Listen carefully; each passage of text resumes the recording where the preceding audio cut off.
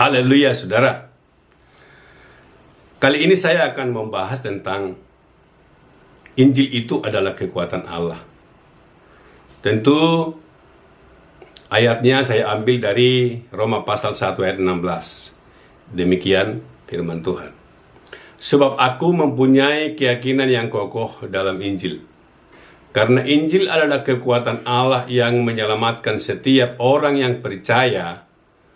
Pertama-tama orang Yahudi, tapi juga orang Yunani. Demikian firman Tuhan. Baru-baru ini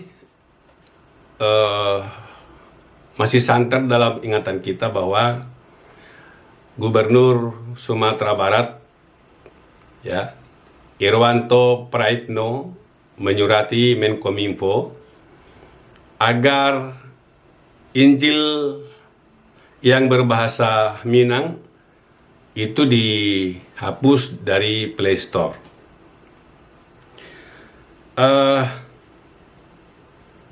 Dan saya baca aplikasi itu sudah dihapus. Asal sesuai dengan aturan dan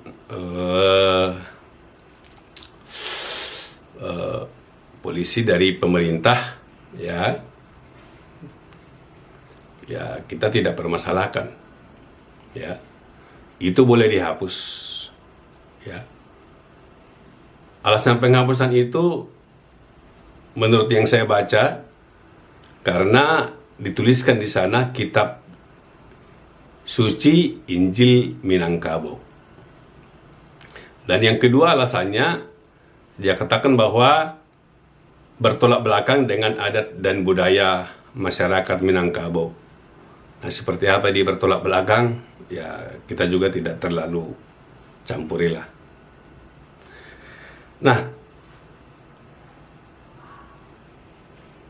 oleh karena itu kita tidak terlalu masuk ke dalam polemik itu, ya. Karena Injil yang diperdebatkan adalah kitab Injilnya. Sedangkan yang kita bahas hari ini adalah soal Injil itu adalah kekuatan Allah. Nah, kalau Injil itu adalah kekuatan Allah yang kita percayai, tentu kita tidak perlu membelanya. Justru sebaliknya, Injil itulah yang membela kita. Karena Injil itu adalah kebenaran. Ya. Jadi, Injil yang kita beritakan, itulah kekuatan Allah untuk menyelamatkan setiap orang. Jadi kalau dia punya kekuatan Allah, dan itu juga kekuatan Allah, tak perlu kita pusing untuk membelanya.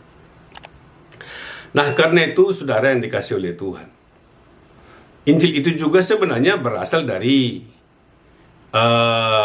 bahasa Yunani, ya, Euangelion. Artinya adalah kabar baik. Ya. Nah, justru kata Injil itu sebenarnya diterjemahkan ke dalam bahasa Arab sehingga ada kata Injil, ya. Jadi Injil itu sebenarnya adalah dari serapan bahasa Arab, ya, yang diterjemahkan dan dimasukkan dalam bahasa Indonesia dan tercatat di Alkitab. Nah, karena itu Bapak Ibu, dan Injil yang dalam Islam itu adalah artinya kitab asli Nabi Isa. Nah, kembali ke nats yang kita ambil di atas tadi. Sebab aku mempunyai keyakinan yang kokoh dalam Injil, karena Injil adalah kekuatan Allah untuk menyelamatkan setiap orang. Yang percaya pertama-tama orang Yahudi, ya, tetapi juga orang Yunani. Nah, dengan alasan ini, ya, Injil, ya, tidak perlu dibela seperti apa saya katakan tadi. Tugas kita adalah memberitakan Injil. Nah, Allah sendirilah yang memberi pertumbuhan. Nah, lalu kita masuk ke dalam arti Injil. Ya. Injil adalah kabar baik.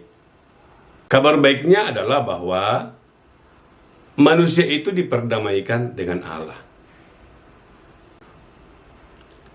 Oleh kematian Yesus di kayu salib, Yesus mati menghapus seluruh dosa dunia. Saya ulang saudara, menghapus seluruh dosa dunia. Jadi bukan hanya dosa orang yang percaya. Nah, Yohanes menuliskan, pada keesokan harinya Yohanes melihat Yesus datang kepadanya dan ia berkata, "Lihatlah anak domba Allah yang menghapus dosa dunia." Yohanes 1 ayat 29. Artinya, dosa tidak akan membawa manusia lagi ke dalam maut. Itu sudah dihapuskan, sengatnya sudah dihapuskan oleh kematian Yesus di kayu salib. Nah, sehingga terjadilah keselamatan kepada umat manusia. Tetapi ya, itu bisa aktif, itu bisa menjadi nyata di dalam hidup setiap orang yang percaya, yang menerima Yesus sebagai Tuhan dan Juru Selamatnya. Nah, Yesus menghapus dosa seluruh dunia. Artinya bahwa dosa tidak membawa maut lagi bagi manusia. Tetapi itu bisa aktif kalau pada saat Injil diberitakan, orang menerimanya, dan setelah menerima Yesus sebagai Tuhan dan Juru Selamatnya, maka disitulah nyata Injil yang menyelamatkan itu bagi pribadi setiap orang. Oleh karena itulah Yesus berkata, "Pergilah ke seluruh dunia, beritakanlah Injil." Ya. Sehingga tugas kita, amanat agung adalah pemberitaan Injil. Perlu juga kita pahami, saudara, bahwa memberitakan Injil itu berbeda dengan menyiarkan agama. Ya. Nah, Injil itu adalah beritanya. Agama itu adalah wadahnya. Ya. Yesus memberitakan Injil, bukan memberitakan agama, bukan menyiarkan agama. Yesus tidak membawa agama baru ke dunia ini, tapi dia membawa Injil keselamatan. Nah, Injil keselamatan itu diperuntukkan untuk seluruh umat manusia. Itulah dasarnya kita memberitakan Injil. Jadi bukan Injil itu untuk kita sendiri, ya. Nah, itu namanya egois. Nah, Yesus itu memang beragama Yahudi karena ia lahir sebagai suku Yehuda dan agama Yahudi. Padahal firman Tuhan berkata, Yesuslah jalan kebenaran dan hidup. Akulah jalan dan kebenaran dan hidup, kata Yesus. Nah, karena Yesus adalah satu-satunya jalan dan kebenaran dan hidup, maka Yesus tidak terbatas oleh agama tertentu. Dia harus menjadi milik seluruh umat manusia, karena dialah satu-satunya jalan dan kebenaran. Nah, Presiden Abdul Rahmat Wahid, Presiden Republik Indonesia, yang sering disapa dengan Gus Dur, ya, menjelaskan dengan sangat baik saat beliau berpidato di salah satu perayaan Natal, ya, umat Kristen, Natal bersama, pada tanggal 27 Desember 1999. Nah, coba saya kutip. Ya. Dalam pidatonya beliau berkata begini, mestinya yang merayakan Natal bukan hanya umat Kristen melainkan juga umat Islam dan umat beragama lain, bahkan seluruh umat manusia. Sebab Yesus Kristus atau Isa Al-Masih adalah juru selamat seluruh umat manusia, bukan juru selamat umat Kristen saja. Ya, itu sambutan Gus Dur dalam acara perayaan Natal itu.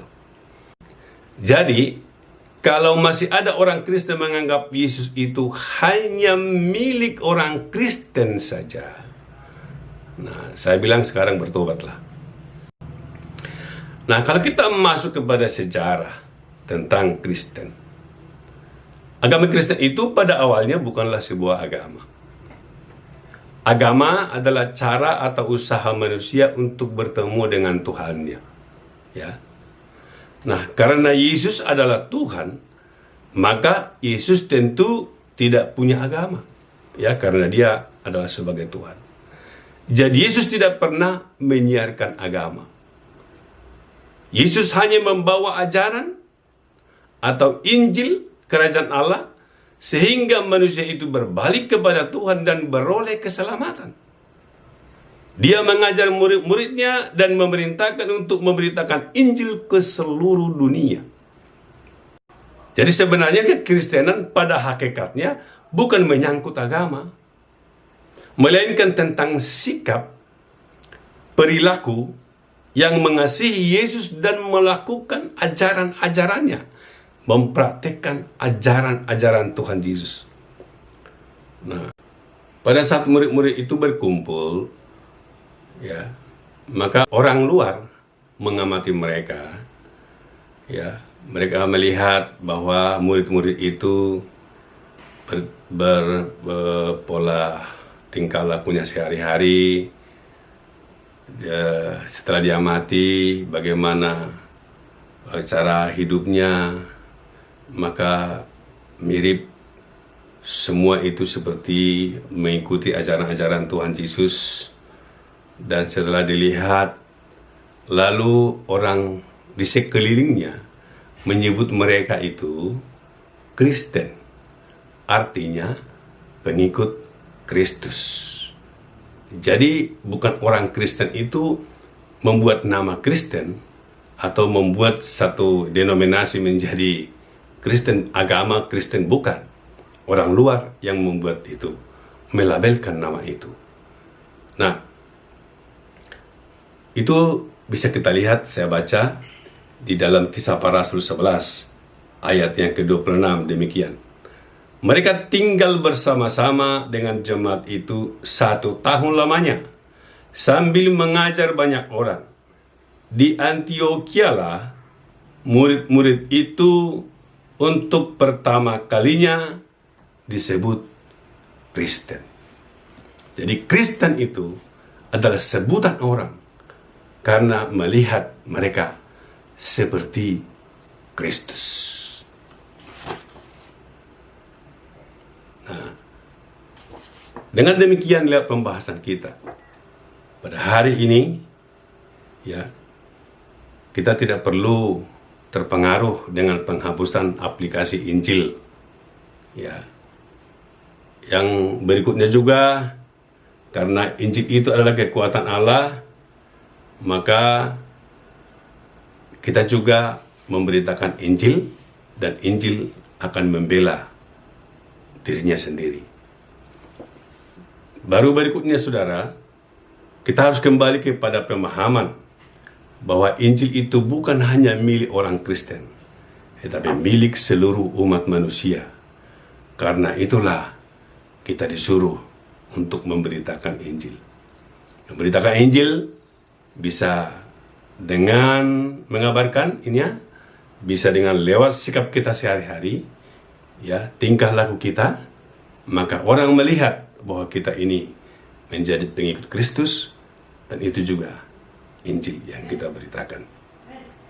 Nah, kita tetap mempercayai Injil adalah kekuatan Allah yang menyelamatkan orang Yahudi dan Yunani.